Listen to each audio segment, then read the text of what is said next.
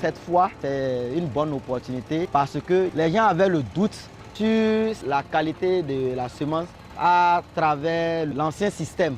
Maintenant, grâce aux réformes du gouvernement et en créant ces sociétés où les responsabilités sont partagées, ça fait qu'ils comprennent mieux maintenant que la production de semences est restructurée et il n'y a plus de doute donc en termes de qualité parce que on sait qui fournit quoi, qui fait le contrôle, qui assure la commercialisation à travers la communication. J'ai vu qu'ils ont compris tout ce qui est fait, l'organisation du système semencier désormais au niveau national avec les efforts du gouvernement pour vraiment garantir cette qualité en matière de production de semences parce que la semence c'est le premier intrant dans le système de production agricole à travers les différentes interventions. Je pense que ces occasions nous permettront vraiment de partager, d'éclairer un certain nombre de choses que les gens ne comprenaient pas et aussi de partager en termes de technologie ce qui existe déjà au niveau national.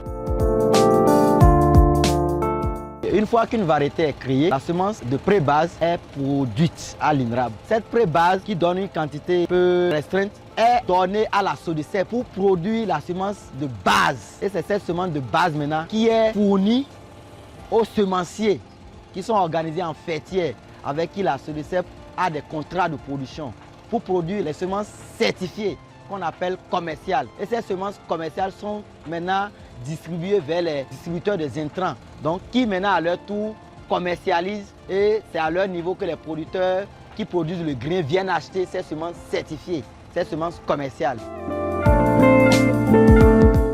Au Bénin, il y a toute une gamme de variétés qui existe aujourd'hui, développées par la recherche, que nous sommes en train de promouvoir à travers la production de semences de base de ces variétés, dont le Bénin dispose de ces variétés qui sont vraiment des variétés résilientes, qui sont développées dans nos propres conditions grâce aux appuis du gouvernement dans la recherche et en matière de production de semences. Donc désormais, nous aurons moins à importer grâce aux actions de la SODECEP suite aux produits de recherche qui sont déjà disponibles, qui sont ces variétés pour les différentes espèces, c'est-à-dire les différentes spéculations. Maïs, soja, arachide, sorgho, presque toutes les variétés existent maintenant qui sont performantes pour les différentes cultures.